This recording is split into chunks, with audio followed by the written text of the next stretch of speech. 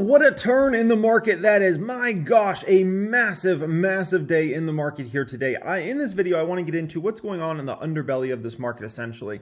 A lot of people are wondering, is this just a one-day fake out and we're about to tank back down? I want to give my perspective on that, and also we're going to talk about some stocks that are making some big moves here today, why they're making specific big moves. Then I'm going to share with you the most exciting fintech company, in my opinion, in the entire world that has the biggest upside out there. They just reported earnings. These earnings were ridiculous, okay? And so we're going to go over a lot in this video. I thought we'd just cram it all into one video. Hope you guys enjoy this. As always, make sure to subscribe to the channel if you're not already subscribed. It's absolutely free to do so. All you got to do is hit that subscribe button, as always. And also, if you want some free stocks from Moo, right now, they got a deal, okay? It's pretty sick. It's a pinned comment down there. Up to 5 free stocks valued up to $3,500 and free TTCF share with a $100 deposit. It's a professional trading platform. It's pretty awesome. Yeah, pretty darn cool stuff, okay? So, first off, I think everybody has seen it. The market is on a tear today. I mean, the Russell hasn't been this good for a while, it seems like, okay? About 2.5% up. First thing I noticed is, I've been tracking this for the past week or two. Is the Russell outperforming the other indexes? Yes, absolutely. 2.5% there, NASDAQ 2%, S&P 500 1.3%, Dow 1.1%, okay? What I've been noticing recently, and this is almost every single day, is the Russell is outperforming the indexes, meaning on the green days it's doing better than the other indexes, and on the red days it usually does better, meaning essentially it doesn't go down as much as the other ones. So it's just been pretty interesting watching the Russell outperform, especially recently, the S&P and the Dow, quite consistently. VIX obviously is down substantially today. Now keep in mind 25.9 is still high for the VIX. Right, that's still high. But yesterday we were hitting right around a 32 roughly at one point. So do keep in mind that although that's down significantly, there's still a lot of volatility in this market. And usually in the stock market, you should expect the VIX to be anywhere between about 10 to 20. Okay, so if you're talking 25, 26, you're on the high end still, okay? Now, if we go ahead and pull up my watch list, we're going to see some massive movers here, okay? So look at this, and this is, remember, okay, this is just off a 2.5% move in the Russell, right? Smile Direct Club STC, 8.5% move there. Fubo TV, 8.4% there. Lemonade Stock, 7.7%. Oatly, 6.6%. GoodRx, 6.5%.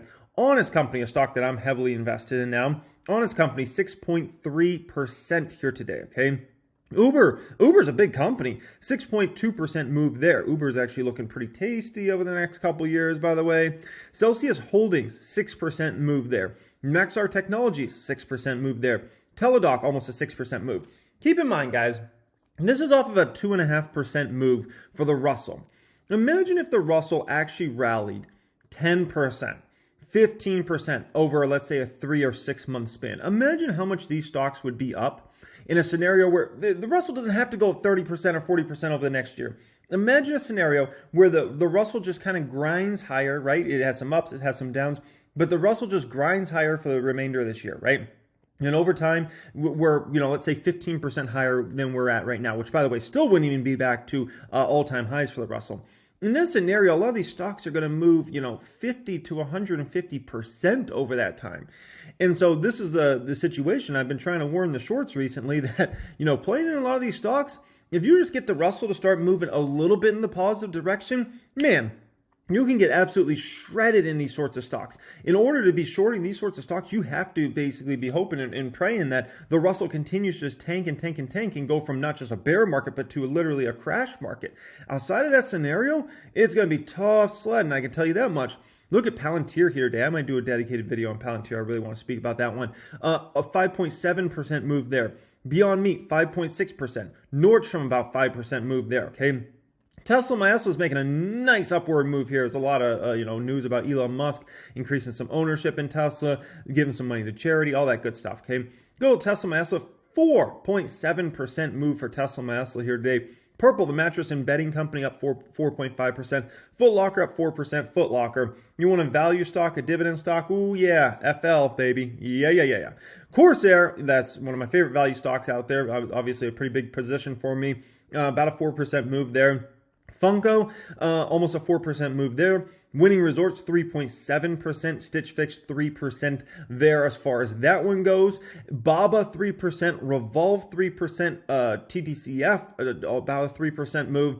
Scott, and by the way, TTCF outperformed the market heavily yesterday, because yesterday TTCF was green when all the markets were very, very red. So that one outperformed yesterday, outperforming again today, and a lot of people are just waiting on their earnings, essentially, right? That one's just having trouble. It was interesting yesterday. Yesterday it traded half its normal volume on a super down day, and the stock was up. That one's just, people that are in that one are really in this for the next 5-10 years and not getting caught into all this drama that's going on in the market, okay? SoFi Technologies, about a 3% move there. Walgreens, 2%. Dropbox, which earnings are coming up pretty soon, next 48 hours. That one, a 1.8% move there. I'm really looking forward to that one. Even PayPal was green today. Man, you know it's a good day in the market when PayPal somehow finds a way to be green. Oh my gosh, okay? Now, I got a friend, Belly. He's always talking. He's been talking a lot of trash about my stocks recently, saying they're so bad and, they're going to do horrible and they're going to way underperform the VT and whatnot, which he puts all his money in. So, we started this competition yesterday. I had, a guy set it up over the weekend, and I appreciate him setting that up. And so, yeah, we'll track this over the next couple of years. I'll have it linked in the description, and we'll see how VT does against my super bad, horrible stocks that are going to underperform the market. Time will tell. You got to let the numbers do the talking sometimes, and we'll see. VT's off to a nice lead so far over the Planet, over SDC, and over Avant. And it's losing a few of the other battles. We'll see what happens over the next couple years. We'll see which one beats it. If I had to guess, these ones will absolutely decimate the VT. But time will tell. Now, obviously, the Russia situation has calmed down. This is really, really important for the markets. The markets have been freaking out over this Russia situation. What does that mean for energy prices? Energy prices have been skyrocketing on the back of this, right? There's obviously... No one likes to have anything where Russia could be potentially in a big conflict, right? Because there's always like, well, if Russia was to get into a big battle with somebody, does the U.S. try to get involved? If they do, how much do they get involved or not get involved? What does that mean? And a lot of people get scared. Let's just be honest. A lot of people get scared in that sort of scenario. So that's essentially what we have happening. The market's calming down now because the Russia situation's calming down. But you keep this in mind when it comes to this Russia situation. If all of a sudden, let's say they put more troops back over there, closer to the border or something like that, all of a sudden the next day you can have a headline saying, oh my gosh, Russia's putting more troops back this way. You never know what can happen in that situation. So don't get too excited about the Russia situation calming down. It's good news for the markets. It gives a breath of fresh air, but don't get too excited because believe me, okay, if there's any sort of even remotely aggressive action, the news media will pick up on that. There'll be the headline all of a sudden, and the markets will send down. But it's good news that Russia essentially pulling back some troops. And Russia in this whole situation, they said, hey, listen, man, like we have no plans to invade Ukraine or do any move there. And what they say is the U.S. is basically just blowing this whole thing out of proportion and, making up basically all this drama. And, I love my country as much as anybody else, but at the same time, we can't deny that the U.S. has a history of, let's call it, blowing some things out of proportion, okay? And so in this situation, we're going to see who's going to keep their word on this. Is it Russia or is it the states? And if Russia doesn't make a move, then it just makes the states look even worse. Like, why'd you guys freak out and, blow this thing way out of proportion? Russia said they had no plans to do anything, and you guys covered it everywhere for like 2 weeks, right? Saying, oh, Russia's about to invade, Russia's about to invade. And if Russia doesn't invade, it just makes us in the United States look like a bunch of fools in this situation. So, yeah, we'll see what happens with that. But it's definitely a breath of fresh air for the markets. No, Nvidia's reporting tomorrow after the close, and this is quite interesting when it comes to Nvidia because what we're seeing is a massive move up in the stock price here today, 8.3%. What that shows you essentially is there's a lot of traders getting in the stock that are essentially looking at this one. They're like, Nvidia is going to report beast earnings. That stock's going to go beast mode. And what we know is Nvidia's business is incredibly strong. Their pricing power is incredibly strong.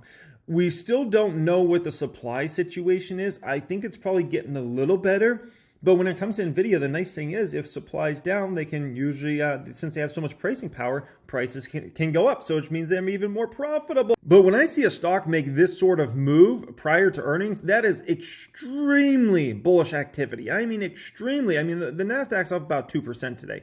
So for NVIDIA to make an 8.3% move, that's over 4x of what the NASDAQ's doing today. That is extremely bullish activity. There's just a lot of folks that expect NVIDIA to absolutely knock the doors off. And, if they knock the doors off, their stock will be rewarded. We've seen in this market, we've seen some stocks get absolutely devastated that are the mega caps, which NVIDIA is a mega cap. And on the flip side, we've seen some of these mega caps get absolutely decimated, right? Look at Netflix, look at PayPal, look at Meta, look what happened to those stocks. They all got devastated like 20% after earnings. With NVIDIA, I think investors are very, very confident that's not going to be a down 20% type number. That would be... I would call it shocking. If NVIDIA somehow went down 20% on earnings, it would be flat out shocking because I think we all expect that business to be incredibly strong, and whatever they have for guidance is likely going to be incredibly strong as well. So NVIDIA just continues to be a beast, and traders are looking to get in that one prior to earnings. Thing is, if the traders run this thing up too much, it might not have much room for the upside, even if it does report great numbers. Just the fact that if you push the stock up too much prior to the earnings, where's the momentum, right? And a lot of those folks that might have bought after the earnings, maybe already bought before the earnings.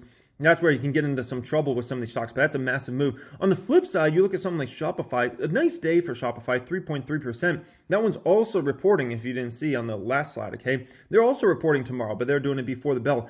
But that one, what this one shows me is there's just not nearly as much belief in Shopify as NVIDIA, and although Shopify is very close to 52-week low and down, like 50% from its 52-week high, essentially, Shopify is seen as a company that benefited massively from Rona, people shopping more online, all those sorts of things.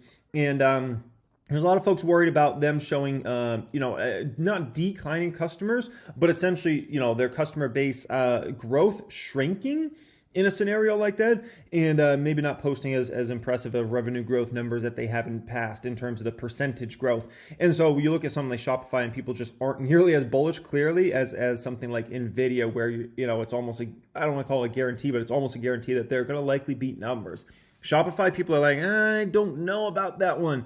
But nonetheless, both those companies tomorrow reporting. You want to talk about big companies for the psychology of the market? Boy, it is NVIDIA and it is Shopify. Those are absolutely key, all right? Now, Voyager Digital reported earnings this morning, and these numbers were absolutely through the roof amazing. Look at this, okay? Q2 2022 results. Revenue for the quarter ended December 31st came in $164.8 million, an increase of more than 4,400% from $3.5 million in the prior year quarter. Net income was $2.6 million. That's net income, not net loss. Net income now they flipped to profitability, okay, in Q2 of 2022, compared to a loss of $9 million in Q2 2021. Total funded accounts exceeded 1,074,000 and were up 25% from 860,000 at the quarter ended September 30th, 2021. That's a very nice increase, sequential increase there. 25%, that's beautiful. Total assets on the platform grew to $5.9 billion. And keep in mind, that's even with, Bitcoin being down a lot. If you look where Bitcoin was at the end of that quarter, it's not even remotely close to where it was just a few months ago when it hit its, highs of nearly 70,000 from $4.3 billion as of September 30th. That's a massive uptick there. I mean, that's, $1.6 billion in total assets, and that's not even in a Bitcoin, boom cycle there. That's very, very impressive.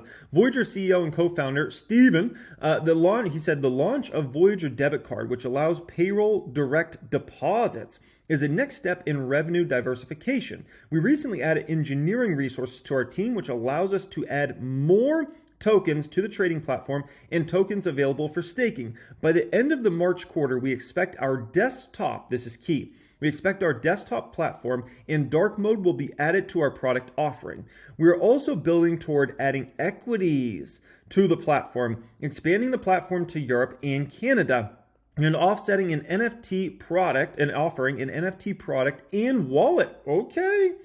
All of these are significant opportunities for the company. With our NFT platform, we intend to make the viewing, acquiring, and custody of NFTs easy to consumers, which is key because, even myself, I don't even know where to start if I was to buy NFTs. And I would say 99% of the population out there has no clue. No clue, like, where do you go to buy an NFT? Is it stored somewhere? Like, I don't think anybody has even a remote clue. And Voyager can be one of the, first companies to really make it super easy and become a, knowledge base for folks that want to check out NFTs, look at them, see if they want to buy them or invest in them, those sorts of things, or trade them, whatever, right? I think that's a huge opportunity for this company. And so when you look at these numbers, they're almost shockingly great. It's amazing how fast this company scaled, and I understand some people are like, they want this to be perfect or this to be perfect. But remember where this company was a year ago: 3.5 mil of revenue compared to 164 mil. These numbers are unbelievable, and you're not going to find. I mean, I don't own a stock that has those sorts of revenue increases. That's just off the charts. I mean, absolutely insane. Okay, now where's the stock going today? Nowhere. On the back of those insane earnings, you got to be flipping my flapjacks. This is one of those stocks I look at and I say, this to me represents the biggest reward potential I can possibly find in the entire financial space. I can't find another stock that I think has true 10 to 20x type potential over the next few years than a Voyager Digital. Their opportunity for this company is absolutely extraordinary. Their revenue growth is extraordinary. They're now already getting to profitability. Think how early days this company is. To already be hitting profits is like, okay, and that's just crazy. And so when I look at this business, as soon as they get on the major U.S. exchange, I think a lot of folks are scared to invest in this one so far, or can invest in it because they're on, OTC type exchanges. Once they get on the NASDAQ or something like that, man, I can tell you Wall Street's going to come flooding into this one because you're not going to find a stronger growth company in the fintech space in this one. It takes the cake over everything else. So Voyager continues to be one of those stocks that I think, it comes with some risk, absolutely, of what if there's a multi-year bear market in crypto? I think that's the big risk for Voyager. Outside of that, this company has so much dang upside. It is ridiculous. Now, a lot of people want to know, are we out of the woods when it comes to the market now, and kind of what's my views on that? By the way, if you haven't got a chance to sign up for our email newsletter for Hungry Bull yet, get all the business news sent to you Monday through Friday, as well as stock news, crypto news, all that stuff. We send it absolutely for free. So if you want to check that out, check out pinned comment, put in your email, and we'll send you our daily newsletter there, okay? So, my thoughts on this. It's all about the news cycle right now. The market is very, very driven by the news cycle right now. There are certain time periods where the market gets into this time period, right? Where it's very, very driven by the narrative of the media, what's being said out there, what the Fed so-and-so say. I think we're even more driven by that, what's going on with the Russia situation, the vibes of that, right? I think we're being even more driven on that right now than we are fundamentals of the market, right? There are certain time periods where the market really trades on fundamentals, and over the long term, the market trades on fundamentals, right?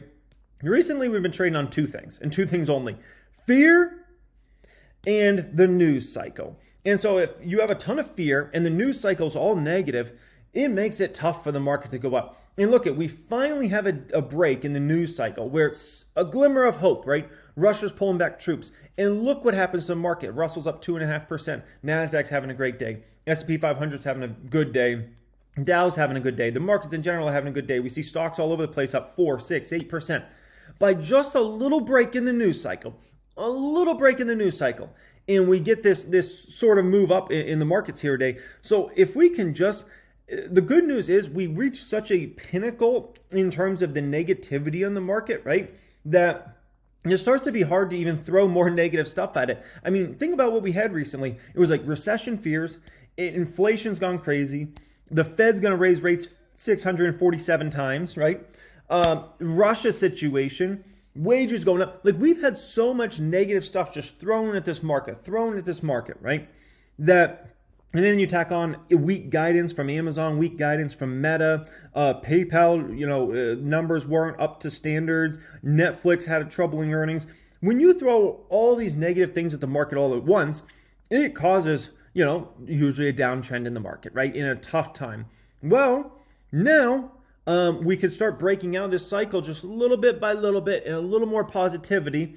It doesn't mean we have to go all positive, but when you've had almost everything thrown at you, at some point it just kind of like, it starts to slide off. The mud just starts to slide off, and we end up in the situation where we can get little glimmers of hope here, and all of a sudden, next thing you know, you get a Russell up 2.5% on a day. And so my hope is that this negative news cycle starts to hopefully just turn, and we kind of go from there. And if not, me, I'm always a buyer of stocks, and that will be what it's going to be. So hope you guys enjoy this. As always, don't forget to get your free stocks from Moo. Check out pinned comment down there, and also your free TTCF share, and also subscribe to the channel if you haven't already. Thanks for joining me. Much love, and have a great day.